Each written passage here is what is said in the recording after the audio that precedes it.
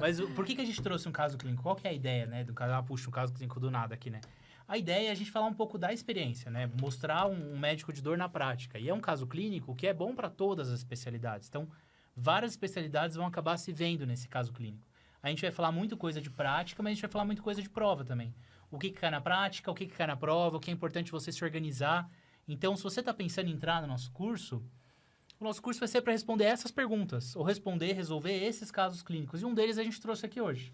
E, inclusive, né, Fê, uma das perguntas, a gente tem 5 perguntas que são perguntas teórico-práticas na prova, que são baseadas, são casos clínicos, São né? casos clínicos. São casos Exato. como esse, em que depois existe uma pergunta de múltipla escolha sobre o caso. Exato. Então, vamos lá. Paciente de 75 anos está falando que tem lombociatalgia intensa faz 5 anos. E poderia ser até um pouco mais, né? Fala que a dor é em faixa nas costas, então ela tem uma dor em faixa muito forte, até uma bola ali nas costas, mas que desce para ambas as pernas, e essa dor que desce, ela não é tão aguda, assim, ela é uma dor mais em choque. Ela é pior de manhã ao se levantar, o paciente fala que a hora que vai levantar dá uma dor muito forte, principalmente nas costas, não tanto irradiada, aí começa a aquecer, começa a dar uma andadinha, dá uma melhorada, ela fala. E piora muito quando ela vai caminhar, né? Ela caminha ali 500 metros, tem que parar para descansar. Antes era 1 quilômetro, ela conseguia chegar no ponto de ônibus, agora não consegue mais. E já foi tentado o tratamento prévio, né? Como a Mari falou, hoje em dia muita gente faz dor, muita gente começa a tratar a dor. E foi com fármacos ali com pouco sucesso. A gente já vai falar quais fármacos foram esses, a Mari vai discutir bem com a gente. E faz uns 6 meses a paciente fez um bloqueio facetário com melhora de 40% da dor. Então, uma melhora bem mais ou menos. E mesmo assim, essa melhora só durou 2 meses, logo depois a paciente voltou a sentir dor. No exame físico, que é uma coisa muito importante para a dor, e a gente fala bastante na aula, né? Ela tem uma dor intensa na região lombar, com dor à palpação de processos espinhosos, principalmente. Piora da dor com a extensão dorsal da coluna, melhora parcial com a flexão ventral, parestesia nas 2 pernas sem déficit motor e uma dor paravertebral moderada. É claro que isso está resumido, né, pessoal? Senão não ia caber aqui o exame físico, né? Mas a gente faz tudo ali na hora. E de antecedentes, os básicos: hipertensão, diabetes, dislipidemia, hipotireoidismo e uma ressonância que mostra estenose de canal lombar, pior nos níveis de L3 e L5, com uma redução de diâmetro do canal e que comprime ali as estruturas nervosas que passam no canal. Mas também tem evidência de dor mais nociceptiva, né? Artrose facetária, múltiplos níveis, formação de osteófito, que vai também estreitando o espaço articular, degeneração articular. Tem algumas hérnias de disco, que também é muito comum, né? Eu costumo brincar com os pacientes. Passou dos 20 anos de idade, alta chance de ter hérnia de disco na ressonância. Mas que não tem conflito radicular foraminal, ela tem mais uma estenose de canal mesmo. E é na medula, sem alteração estrutural. Aí pode só passar mais um?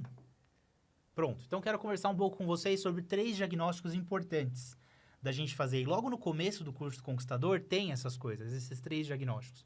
Eles organizam muito a nossa cabeça, né? Que é o diagnóstico temporal, o sindrômico e o etiológico. Por que eu gosto de organizar assim? E muita gente que eu conheço gosta de organizar assim, né? Porque o primeiro, o diagnóstico temporal, ele parece até uma coisa tosca, né? Ah, eu vou desclassificar a dor entre aguda e crônica. Segundo a Sociedade Internacional de Dor, é simples, é 3 meses. Dor crônica é aquela que dura mais de 3 meses, dor aguda é aquela que dura menos de 3 meses e acabou. Então, parece uma coisa simples. Obviamente, ela tem dor crônica. Mas eu gosto, e é importante a gente pensar assim, na vida prática, mas também na prova, porque muitas vezes tem pegadinha. Você pega uma dor aguda, você pega um paciente de dor aguda. Ele melhora da dor. Por exemplo, uma cirurgia, um trauma, uma queimadura, alguma coisa que aconteceu com ele aguda e que ele tem dor aguda. Ele melhora da dor, logo no dia seguinte, daqui 2, 3 dias, você pode ir reduzindo as medicações. Por quê? Porque aquele estímulo que causou a dor aguda, provavelmente ele vai melhorando. A grande maioria dos estímulos é assim. Agora, você pega um paciente com dor crônica, não é só um paciente com dor aguda por muito tempo. Ele é muito mais do que isso. E a gente vê em detalhes isso no curso Conquistador. Mas um paciente com dor crônica, ele é um paciente sensibilizado. Então, tem vários conceitos importantes da gente colocar na nossa cabeça só por eu classificar o paciente na caixinha dor aguda e dor crônica. Falando só alguns deles, senão vou ter que dar aula de novo do Conquistador aqui. Mas só falando alguns deles, a sensibilização central ela é muito importante. Então, o paciente com dor crônica muda mesmo os neurônios que conduzem a dor, eles mudam. Dá para ver isso em ciência básica, né? E isso não é só coisa de receptor, que não importa na prática, importa.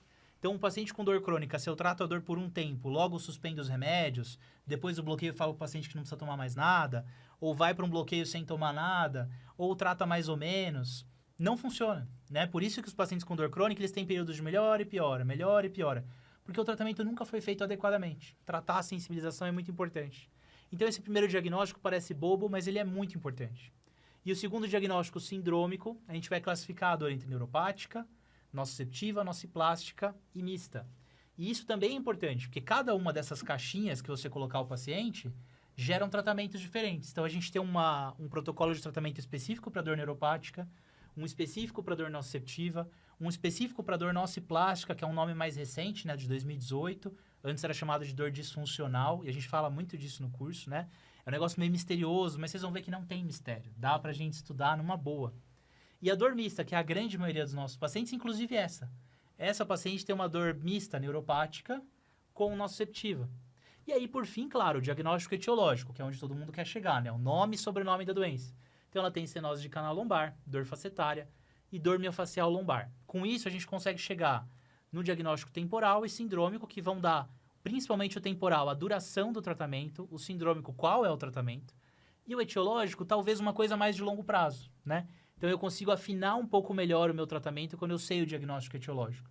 Mas eu costumo até brincar com os residentes, assim, falar assim, pessoal, talvez você não precise saber o diagnóstico etiológico na primeira consulta.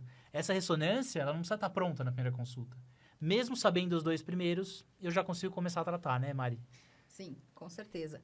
E tudo isso que o Felipe falou é muito importante, porque vai ser isso que vai triar para a gente como eu vou tratar esse paciente.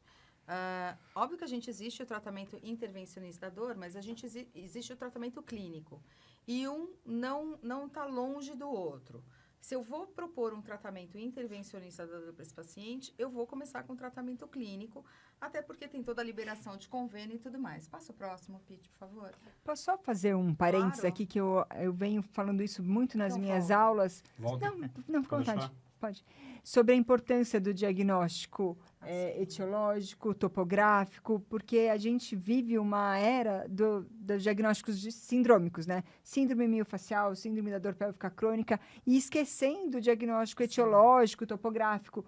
O que, claro, a gente não vai fazer na primeira consulta, ainda mais os nossos pacientes, que são pacientes, às vezes, de um longo período de dor, bem desafiadores, inclusive no seu diagnóstico.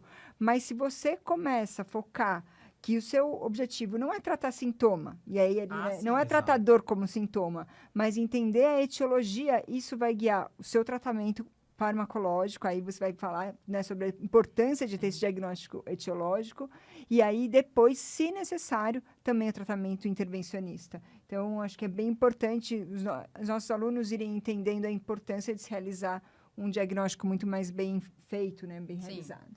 Sim, se não começar pelo diagnóstico e Difícil de isso tratamento é muito fácil dar da gente ver certo. na fibromialgia, né? Existe Exatamente. até um estudo que demonstra que se você não tem um bom diagnóstico em fibromialgia, tem um estudo que fala, acho que em 60%... De 2013, né? É, que ele fala que mais de metade dos diagnósticos de fibromialgia deveriam ser reavaliados. Revistos, né? Bom, vamos lá, gente, para o caso clínico, né? Então, vamos lembrar que é uma paciente, é uma idosa de 75 anos, e que ela tem uma estenose de canal, uma dor, que é uma dor neuropática, né? A gente tem compressão neural ali, a gente tem uma dor facetária também, que é uma dor que a gente considera como uma dor mais nociceptiva, e uma paciente, ela também tem contratura muscular, então ela tem uma síndrome miofascial. Aí foi proposto para ela usar a pregabalina 75 via oral de 12 em 12 horas, a amitriptilina 25 via oral à noite, e o Paco, que para quem não conhece, ele tem 30 miligramas de codeína e 500 miligramas de paracetamol, um comprimido de 6 em 6 horas. Bom, quem me conhece sabe que eu já vou criticar começando do começo, né, meninos? Assim, o Paco, ele é um opioide, que é a codeína, associado com paracetamol, que é um analgésico simples. E a codeína, especificamente, se a gente está falando num paciente que tem uma dor neuropática associada, a codeína tem nível de evidência 0 no tratamento, tá? Além disso, a codeína e o tramadol, eles têm a mesma via de metabolização hepática.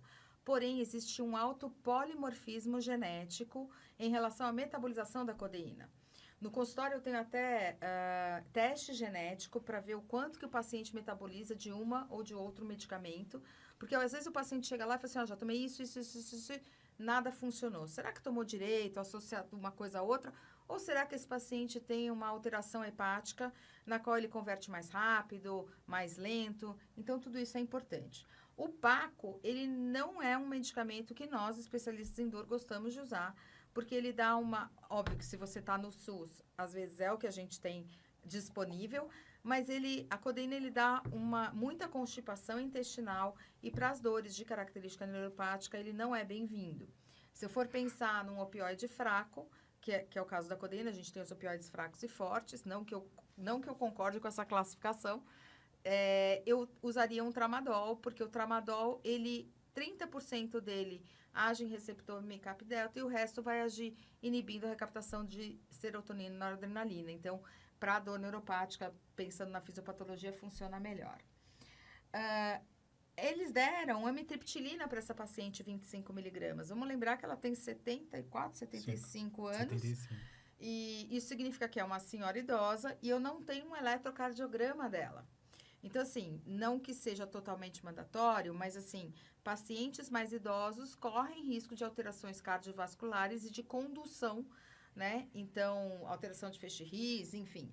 A amitriptilina, ela é ela pode gerar uma alteração arritmogênica, então a gente não deveria dar para essa paciente pensando nessas alterações cardíacas. Então, o que eu trocaria aí, né? Eu trocaria esse Paco poderia ser um paracetamol com tramadol, ou eu poderia trabalhar com um opioide separado, e essa amitriptilina eu trocaria nessa paciente, vendo o eletrocardiograma dela, e eventualmente entraria com uma duloxetina, que tem um bom perfil, uma venlafaxina para idoso, né? Que são também medicamentos de tratamento de dor neuropática. E ela está com pregabalina 75 miligramas de 12 em 12 horas. Veja, a pregabalina é um medicamento que ela vai agir na condução da dor, ela vai ajudar na dor neuropática, porém, ela está conversando, essa senhora? Porque 75 de 12 em 12, eu não estou conversando, eu ia estar dormindo, né? Mas se ela estiver conversando, ok, você pode manter, não tem uma contraindicação. Então, aí a gente vê que a gente tem um opioide, um analgésico, mais um antidepressivo, mais um anticonvulsivante. Isso está certo na conduta de dor neuropática.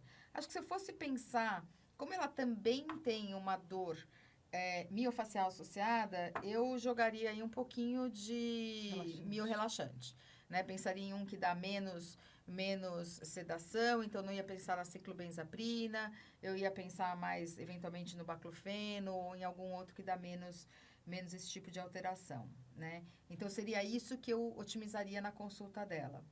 Se ela fosse muito refratária, né? Vamos supor que ela não estivesse melhorando. Para que serve a intensidade da dor? Quanto que você está de dor agora, doutora Alexandra? De 0 a 10. 0 sem dor nenhuma, 10 a pior dor do mundo. Isso é muito subjetivo. Depende do limiar de dor do paciente, como ele interpreta essa dor e o que ele já viveu de dor anteriormente, né? Mas isso vai servir para me balizar para a próxima consulta. Então, assim, se ela falar que está com 10, eu espero que com o meu tratamento ela chegue ali pelo menos com 7, com 6, com 5, com 0, se Deus quiser, né? Isso aí, sonho de consumo. Mas, assim, então, em casos muito refratários, o que a gente pode fazer? Quais são opções? A doutora Alexandra vai falar sobre a parte de intervenção, mas se a gente for pensar um pouquinho mais clínico, a gente tem várias situações que a gente usa hoje em dia, principalmente em idoso, que é o uso da cúrcuma lunga, que a gente pode usar nesses pacientes. A gente já tem alguns fitofármacos que ajudam. A cúrcuma, para quem não sabe, é o açafrão, e é um medicamento potente anti-inflamatório. A gente poderia usar o PEA, que é o palmitoietanololamida. Nossa, eu sou péssima para esse nome. É um trava-língua. É o PEA, é o trava-língua, que é também um medicamento que ele vai agir em sistema endocannabinoide, é um medicamento, é um fitofármaco, né, que vai agir dessa forma. E, para mim, que adoro estudar isso, os canabinoides, né, que está muito em voga, que todo mundo acha que é simples trabalhar com isso, mas eu posso afirmar que não é simples trabalhar com canabinoides. É fantástico, é um outro estudo, é intrigante, é legal de estudar, mas não pensa que é só você aprender a dar tantas gotas, não sei o que lá, porque não é bem assim. Hoje em dia a gente tem CBC, CBN, tem vários canabinoides aí. E a aula do curso é ela que dá, é muito boa a aula de canabinoides. Tem aula. E aí, e se tiver muito evento adverso, Aí, doutora Alexandra vai brilhar falando o que fazer de intervenção. Só comentando uma coisa que acho que é importante para quem está nos ouvindo, Mari, sobre essas associações, né? Que existe muito opioides fracos e analgésicos simples, como o paracetamol.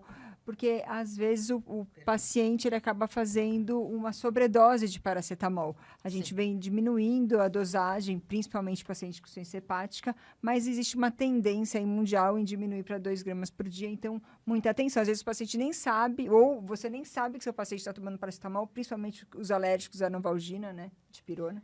O que a gente está falando que às vezes ele usa o combinado que a gente dá e mais um extra de paracetamol, porque ele não sabe que lá dentro tem... Isso, e aí faz uma dosagem mais alta do que a segura.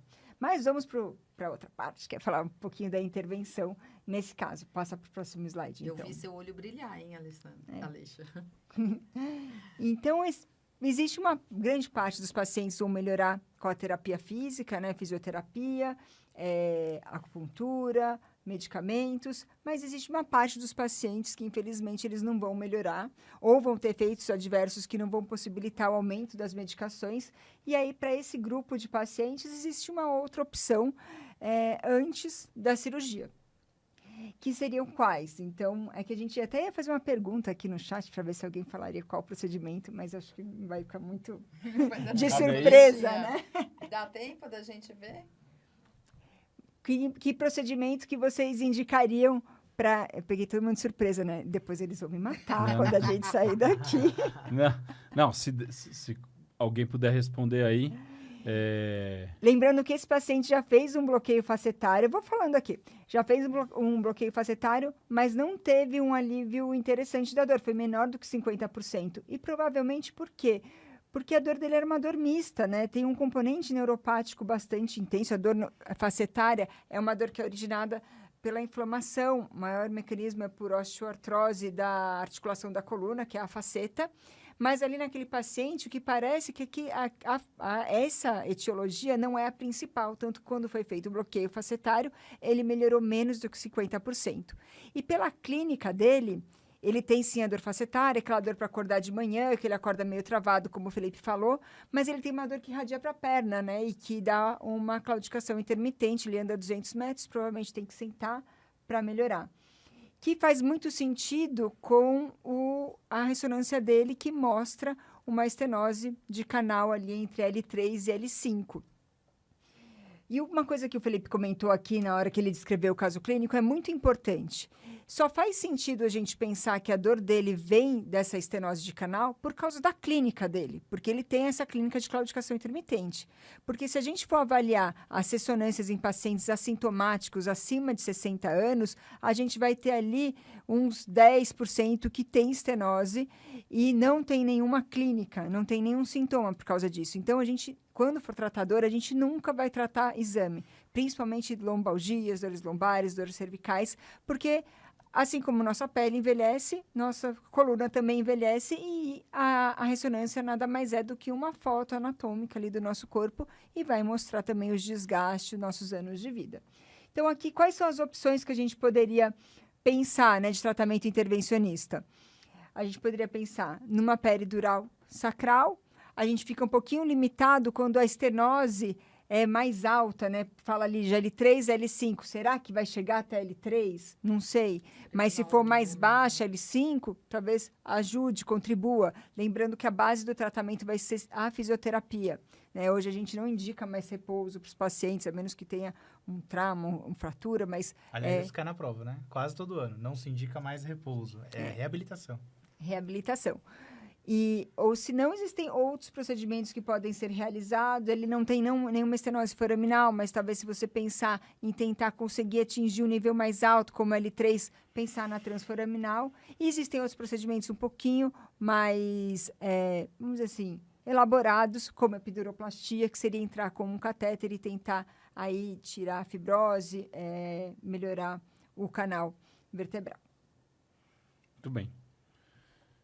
Podemos Não prosseguir? me empolguei muito, né? Não, tá ótimo. Não, mas seu olho brilhou pra caramba. Muito bem. Mais alguma consideração aí, pessoal, sobre o caso clínico? Acho que Acho que é a gente isso. podia perguntar se tem alguma dúvida. Se alguém quiser perguntar no Só chat, vou aí falar. quiser colocar. Coloca o Aliás, chat, enquanto isso eu vou só falando uma coisa. Na verdade, só lembrar que também depois da intervenção mantém ainda As tratamento medicações, sem clínico. dúvida. E que é o que a Leixa falou.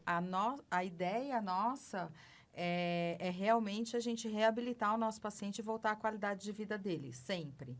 E sem fisioterapia, sem reabilitação, isso não ocorre. Então, o nosso objetivo é tirar a dor para ele reabilitar e se inserir de novo na sociedade e nas suas atividades. E eu fiquei muito feliz, porque teve um monte de resposta aqui. O pessoal participou aí. olha, Deixa Realmente, eu ver. falaram sobre risotomia facetária porque ele já tinha tido uma melhora de 40%, então acho que para combinar essa melhora, Foi boa, do fazer Rafael. uma radiofrequência da faceta, fazer a epidural caudal, eu não me estendi sobre o que a gente poderia injetar, mas a proloterapia vem sendo muito Ah, é o utilizada André cada vez Pedroso. mais.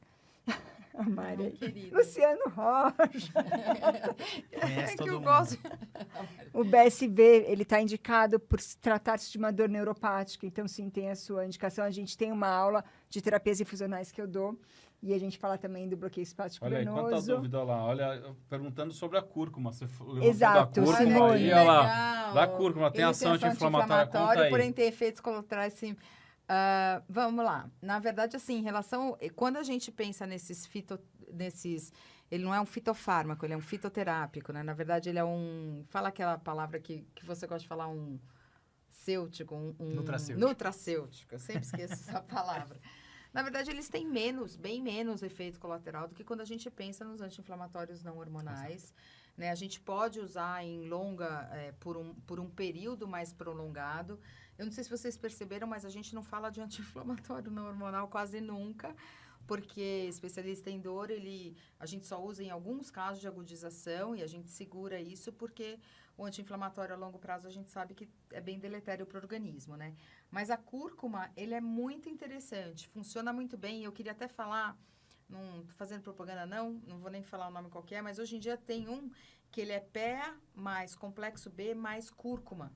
Né? E Não posso lembrando falar o que a nome. cúrcuma, para É bem melhorar a interessante. absorção, precisa da piperina, né? A piperina melhora a absorção da cúrcuma em Melhor geral. absorção da Ela já cúrcuma. vem... Os E tem compostos um já vêm com a complexo piperina, agora, não por sei se isso. você já viu esse, que é cúrcuma mais complexo B mais PEA, que funciona muito bem, é um comprimido e tá tudo bem. Olha lá, perguntaram sobre epiduroplastia. Epiduroplastia. Aí, Então, como há é que duas faz? coisas que eu acho que são interessantes a gente responder. A Simone Araújo, que perguntou por ser uma dor mecânica se já tinha indicação de cirurgia. Na verdade, a indicação de cirurgia vai ser se ele, né, a gente já passar para a cirurgia, se ele tivesse uma perda de força progressiva, membros inferiores, ou Déficit a alteração neurológico. esficteriana, ou se for refratário ao Refratário, tratamento né? conservador. Mas aí, o tratamento conservador, ele varia muito, né? Ele pode ser da codeína, ou ele pode fazer todo esse tratamento, mais a intervenção e uma boa fisioterapia. Eu acho que um argumento bom de quem fala de operar, e tem uma certa razão, é que as alterações no paciente de 75 anos que estão ali dando estenose de canal, provavelmente elas são pouco reversíveis com bloqueio. E é verdade, tem muitos pacientes que o bloqueio não fica tão legal, e aí uma cirurgia cai bem, dependendo também do status clínico do paciente.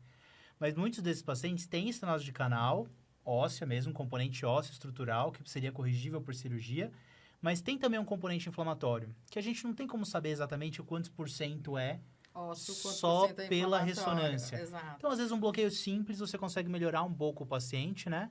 E já se vai você- dando um tratamento inicial. Vendo a ressonância, se você vê que o maior componente ali é aquela artrose facetária que está comprimindo, diminuindo o canal, já é um paciente que você vai colocando para ele que existe uma probabilidade maior, o Exato. prognóstico dele é mais reservado e tende a ir para a cirurgia. Eu penso que esse tipo de paciente que tem essa clínica por uma estenose de canal, ele já tem que estar ciente que ele pode caminhar, o tratamento dele pode caminhar para a cirurgia.